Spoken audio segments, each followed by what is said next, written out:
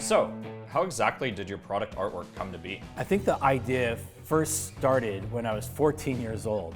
I had my first job and I was working in a record store. And I'd spend all my time and all my money that I made at that record store going to other record stores, usually in Hollywood at a place called Vinyl Fetish.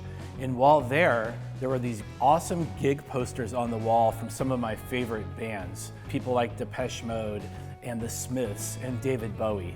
And I would look at them and think, what would it be like to be in those bands? And what would it be like to be in those exotic locations mentioned on the gig posters?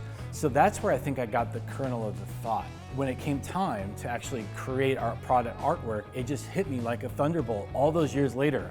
Let's do it. Let's create gig posters for this mythical band called Danger Jones. Let's put tour dates on it. Let's put the venues on the actual poster. So I called Stevie, the president of Danger Jones, and I pitched her on the idea and she loved it.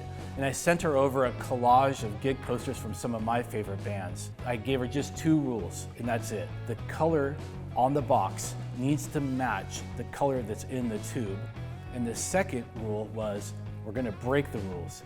Absolutely no logos. Essentially, my job is to bring David's visions to life. You know, in Merchandising 101, they're taught all about the importance of a consistent brand logo, making sure customers recognize, remember your brand, no exceptions, right? And David suggesting no logo, that completely contradicts conventional wisdom. But for me, that idea just connected immediately, because one of our primary beliefs is that at Danger Jones, we're gonna create art and not commerce. Most companies think of the audience first, and then they design a product or service that they think the audience will like. And that's commerce, right? And that's okay, of course, but from day one, we just knew that wasn't what we wanted to be doing. It's just been about creating something that we love. And when you do that, 1, you have no competitors, because what others are doing makes no difference to you. And 2, people end up connecting with it deeper anyway, because you know they can always sense authenticity. And at Danger Jones, we have the attitude of, if you like it, great, and if you don't, that's okay too. And it's why when David came to me with the gig poster idea, it was such a cool job, because in the end, I got to hire 7 amazing artists from 5 different countries, and these are artists who are creating concert posters for some of the biggest bands in the world. So all I'd give them was the product name and the product color. They'd submit drafts, David and I would review, and then either encourage them in that direction or point them in a new one. Sometimes the artist would give us choices, like in the case of Simpatico. Sometimes they would give us artwork that was almost there, but we didn't like an element, like Hysteria. To us, the first initial concept was a little bit too violent, so instead of having that person on the box, we shifted it up and put somebody standing in boots on top of the box. And sometimes the artist would hand us a draft and we would go in a completely different direction from that, like was the case with Diablo. We loved Adrenaline with the girls skydiving, but it did feel kind of like an energy drink at first, until David had the idea to use jetpacks. Or with Pavement, we went all the way to a final piece before we actually decided a spider just wasn't gonna make the cut. And Vertigo had all sorts of iterations, going from a girl laying out and then pushing it even further to this laser-eyed cat.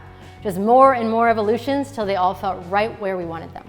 While we were busy creating the artwork, Alexis and her team were busy formulating the color. And that color was changing over time, which in the end created some problems. So we started formulating our colors, and along the way, a few of the colors evolved into better versions. And what that meant was the color on the carton artwork no longer represented the color in the tube. So it kind of created a domino effect of back and forth until we matched it perfectly before passing it off to our in-house graphic artist. Most brands wouldn't even dream of leaving so much empty space on a package, but we prioritized an elevated look over pushing salesy jargon. We did this on purpose to make the product easy to display on all sides. You'll notice how much breadth is on the side and the top and front. Supporting artistry is a huge part of what we believe in, so it was really important to us to include artist credit for the designers who created the gig poster artwork right on the box. Something else that makes our packaging unique is the swatch chart that's featured on the backside. This is an incredibly helpful tool that could only have been created by people who've spent most of their lives in salons. Having a swatch chart in the back allows people to walk inside a store and see what it will look like on their clients. It's really a tool for stylists. It helps them give their clients an accurate representation of what it will look like on their hair. And knowing this, starting the conversation about lightening when it's vital for brighter colored results. We're kind of in a bubble in the professional beauty industry. And color lines aren't typically household names. We aspire to be the first professional color line that's a household name. And that starts with the clients seeing our products, even feeling them, and not just having them locked away in some color cabinet. And what's with the Thurston A&R logo? Thurston A&R. Well, A&R means artisan repertoire. It's a term used by the music industry. In a record company, the people who are part of the A&R department are in charge of nurturing artists and getting the best performance out of them possible. And we thought about our company, and that's exactly what we do. We nurture artists and we try to get the best performance out of them as possible. In an industry where everyone's focused on cutting costs, we're focused on adding quality. And just one example of that is when you hold the boxes in your hand.